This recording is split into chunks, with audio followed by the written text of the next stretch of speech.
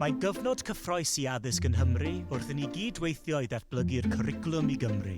Cyhoeddwyd fframwaith cwricwlwm i Gymru ym mis Ionawr 2020. Roedd hyn yn cynnwys Cwricwlwm i Gymru y daith i 2022, sy'n darparu amlinesiad clir ar gyfer cynllunio'r cwricwlwm.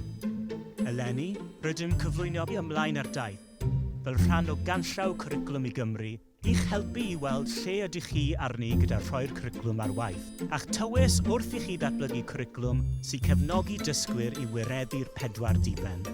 Mae'r canllawiau hyn wedi eu datblygu ar y cyd gydag ymarferwyr mwyn iddyn nhw fod yn addas ar gyfer gwahanol fathau o ysgolion a lleoliadau ar draws Cymru.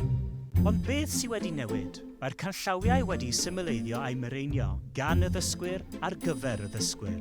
Mae hyn yn ei wneud yn fwy hygyrch a syml i chi ddeall sut i ddatblygu'ch cwricwlwm yn effeithiol.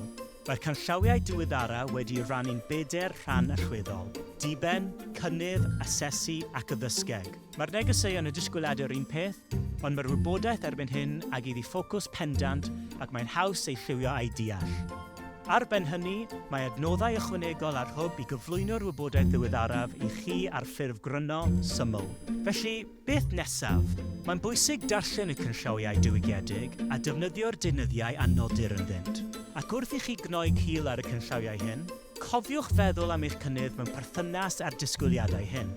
Dathlwch y datblygiad parhaus a'r twf sy'n rhan o'r daith hon, ac ewch ati i greu profiadau dysgu pwrpasol sy'n enyn brwdfrydedd pob dysgwr ac sy'n cefnogi ei datblygiad.